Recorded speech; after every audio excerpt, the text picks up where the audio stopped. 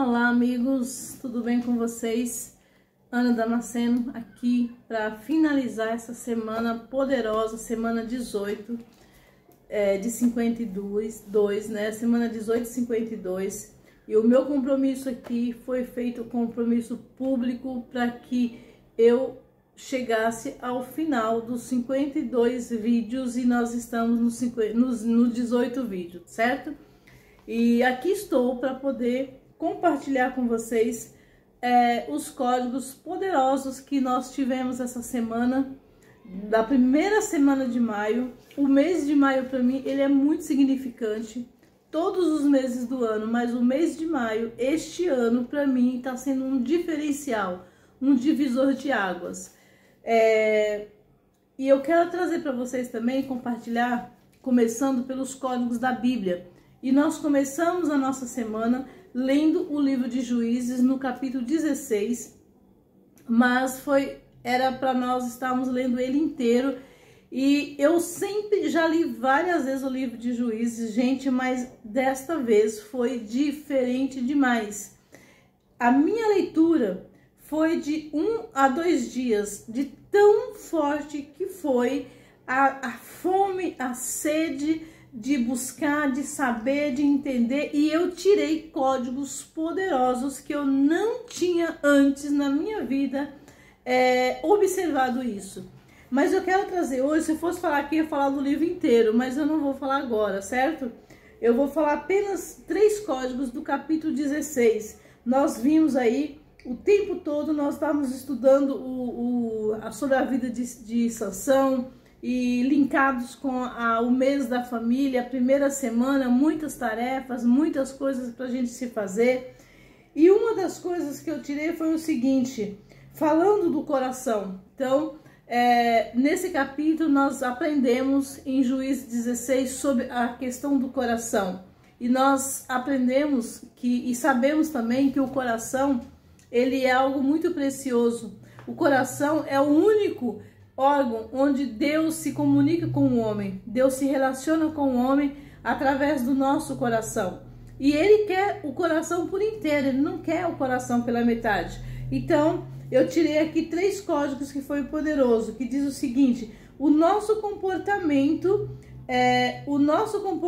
nos indica onde está o nosso tesouro. Então, como é que eu percebo, como é que eu identifico que alguém está com um comportamento saudável ou não saudável? É quando você percebe o comportamento dela em relação onde está realmente focado o seu coração.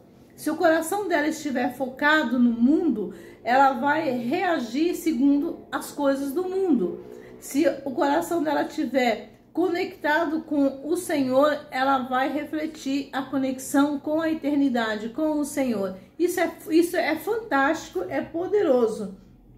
Depois, nós vimos o seguinte, a primeira coisa que você faz quando você entrega a força do Senhor é perder a visão.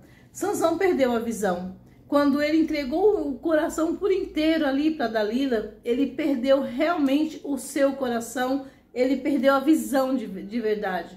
E quem leu vai entender, e essa visão ela pode ser espiritual, ela pode ser almática, então a gente precisa tomar muito cuidado para que nós não entreguemos o nosso coração por inteiro para pessoas erradas e dessa maneira a gente perder o foco e perder a nossa visão na jornada com o Senhor.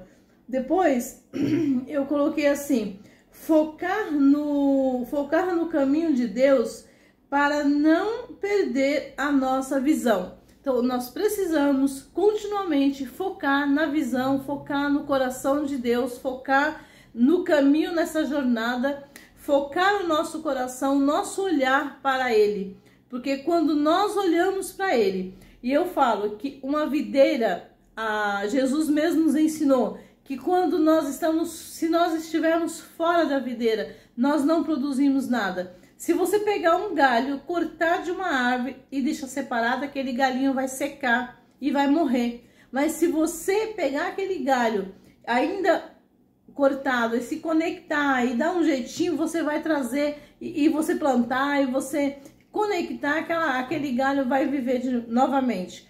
Jesus é a nossa videira, nós somos os ramos. Sem Jesus nós não podemos fazer nada, mas com Jesus tudo nós podemos nele, porque é ele que nos fortalece. Então esses foram os códigos do livro de Juízes, né, 16. O filme, gente, mas esse filme foi poderoso, esse filme foi maravilhoso. Eu aprendi muito com aquele filme, com este filme, Um Divã para Dois, né? Primeira coisa, respeitar o que o outro gosta e valorizar. Olha só, respeitar é valorizar o que o outro gosta. Então, quem assistiu o filme aí entendeu. Ela tomou a decisão para a mudança. Então, muitas vezes, nós esperamos o outro ficar tomando a decisão. Então, quando você está num relacionamento e que você percebe que o seu cônjuge não está tendo alguma ação, alguma reação ou uma atitude, que você tome essa atitude. Que seja você, essa pessoa, a tomar a atitude para a mudança. Então ali nós vimos que ela buscou, ela pensou, ela se projetou e ela foi buscar ajuda, ela comprou livros, ela comprou uma viagem, foi viajar para fazer um tempo, né, de terapia. Então isso foi muito valioso e a gente entende o quanto muitas vezes a gente precisa investir. Então há muitos que não querem pagar o preço. Casamento é um amor incondicional, casamento é uma aliança e é algo que exige não só de um, mas ambos dos dois. Então, a Bíblia diz que quando é melhor andar dois do que um, porque quando um estiver fraco, o outro que está forte sustenta o outro. Então, se no relacionamento existe um que está um pouco mais manco do que o outro, aquele que está melhor, que se levante e que ajude e que se fortaleça, não é? O seu cônjuge. Depois ela colocou assim, ó, eu coloquei assim, ó, buscar ajuda terapêutica.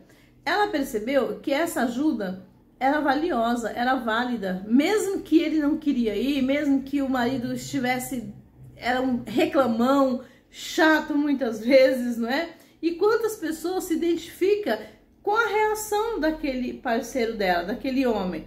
Então ele era uma pessoa, ele tinha algumas características, como por exemplo de escassez. Tudo para ele era voltado ao valor. Então ele estava preocupado com o valor, com o que é caro, com o que é gastar dinheiro à toa. E quantas pessoas não buscam ser curado, não buscam resolver o seu problema, porque a preocupação dela está focada somente ao dinheiro. E não é isso, gente. O dinheiro não é tudo. Nós não temos que focar somente naquilo que nós achamos que temos que fazer, mas naquilo que muitas vezes nós não queremos fazer também. Então é necessário que a gente também faça coisas que parece que não é tão bom, que nos tira do desconforto, e isso é muito valioso. Depois aqui nós vimos a modelagem da Helena Tanuri. Gente, essa modelagem foi incrível. Focar no caminho de Deus para não entrar no caminho errado. Focar no caminho de Deus. O que eu entendo sobre isso? Focar no caminho de Deus é não tirar o olhar, não tirar a visão daquilo que você está indo, daquilo que você está fazendo. Então, quando nós tiramos o nosso olhar das coisas de Deus, nós perdemos a visão. Quando nós tiramos o nosso olhar. Depois eu coloquei, Deus está mais preocupado com nossa constância mais do que com a nossa velocidade. Eu coloquei preocupado, mas Deus não se preocupa, mas o cuidado de Deus é maior com a nossa constância. Por quê? Do que a velocidade. Porque quantas pessoas, elas vão fazer as coisas e elas querem fazer tudo de uma vez, e é aquele movimento, quando se faz uma chamada para um movimento, quantas pessoas se levantam, mas na hora de fazer realmente aquilo acontecer, acaba não fazendo.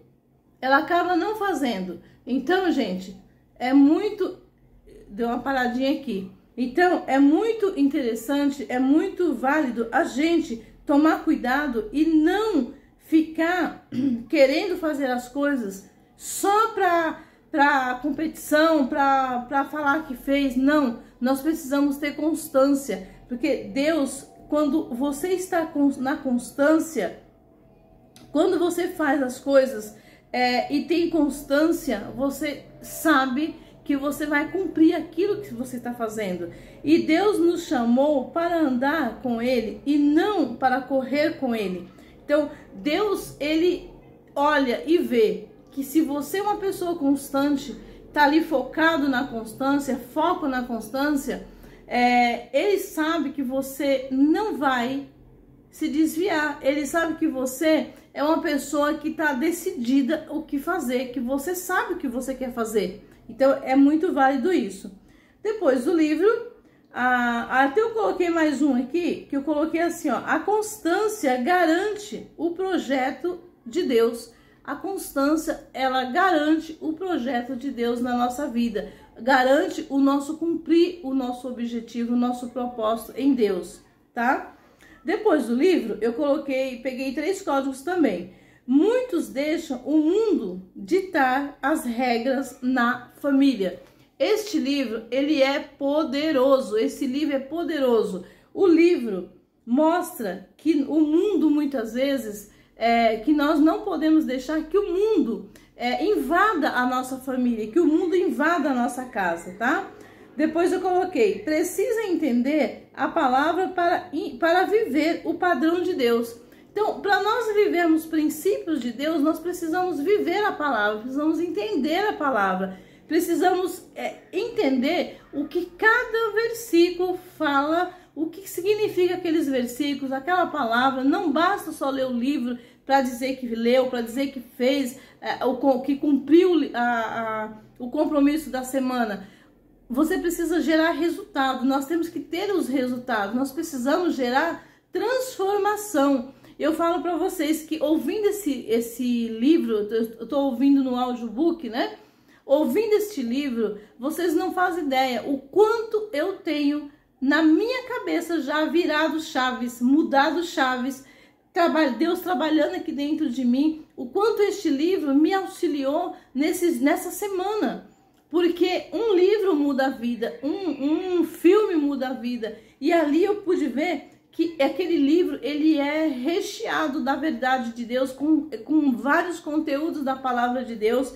E então nós precisamos fazer as coisas com intensidade. Temos que ser intencional para ver o filme, para ler o livro, para fazer a modelagem, para ver para ler a palavra de Deus. Precisamos ser intencional em tudo, gente. A família, cada família tem um único digital de Deus. Isso eu achei maravilhoso. Eu não tinha pensado nisso ainda. Cada família existe um digital de Deus. Existe um único digital, uma única identidade que o Senhor colocou. Então, nenhuma família é igual a outra. Assim como nós somos únicos e somos individuais, somos únicos, temos uma identidade única. Então, o Senhor também colocou para cada família uma única identidade, um digital único. Então, a minha família, ela não é igual à família de qualquer pessoa. Então, sempre existe essa identidade, esse diferencial que é a identidade da família. Então, eu achei isso muito bacana, gente. Então, foi esses os códigos da semana. E eu fiquei assim maravilhada, porque cada semana é um crescimento. Então, esse foco na constância, eu estou assim seriamente focada para manter isso todas as semanas. E cada semana, quando termina uma, eu não vejo a hora de começar a outra, porque é uma dinâmica muito boa,